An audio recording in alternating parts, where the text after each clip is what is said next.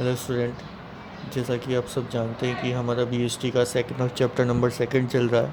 और chapter number second में हम पहले ही मैनेजमेंट की कौन कौन सी लेवल्स होती हैं और इन लेवलों के अंदर कौन कौन से लोग आते हैं और इन लेवल्स का काम क्या क्या होता है ये ऑलरेडी हम डिस्कस कर चुके हैं। आज हम पढ़ने वाले हैं फंक्शंस ऑफ मैनेजमेंट। तो यहाँ पर मैनेजमेंट के जो फंक्शंस है उसको दो कैटेगरीज़ के अंदर डिवाइड कर रखा है। पहली जो कैटेगरी है वो है हमारी प्राइमरी फंक्शंस और दूसरी जो कैटेगरी है हमारी वो है सेकेंडरी फंक्शंस। तो सबसे पहले हम पढ़ते हैं कि प्राइमरी फंक्शंस होते क्या हैं।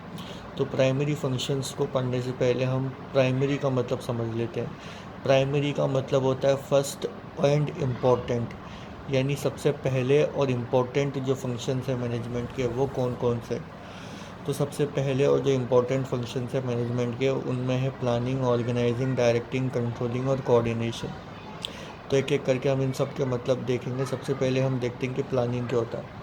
प्लानिंग का मतलब सिंपली जो होता है वो होता है डिसाइडिंग इन एडवांस। प्लानिंग का मतलब होता है कि पहले एडवांस में ही डिसाइड कर लेना what to do, how to do, for whom to do, कि हमें क्या करना है, कैसे करना है, किसके लिए करना है। जाहिर सी बात है, आज हम कुछ भी काम करते हैं तो उस काम को करने से पहले हम क्या करते हैं, उस काम को की प्लानिंग करते हैं। उसी तरीके से ऑर्गेनाइजेशन भी जब कोई अपने कोई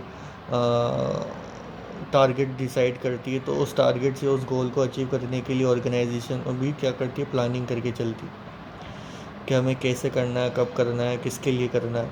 तो ऑर्गेनाइजेशन भी पहले से एडवांस में सोच के चलती है। अब एक और बात जो हमें इसमें ध्यान में रखनी पड़ती है वो ये रखनी पड़ती है कि जब एक ऑर्गेनाइजेशन अपना कोई प्लानिंग करती है तो प्लानिंग करते दौरान वो अपने रिसोर्सेज को भी ध्यान में रखती है। ऐसा नहीं है कि उसका टारगेट जो है वो खाली 1,000 मार्कर को प्रोड्यूस करने का है, लेकिन उसमें उसके पास जो रिसोर्सेज है खाली वो 1,000 मार्कर को प्रोड्यूस करने का है, लेकिन उसने प्लानिंग कर ली 10,000 मार्कर को प्रोड्यूस करने की। तो ऐसा नहीं होता।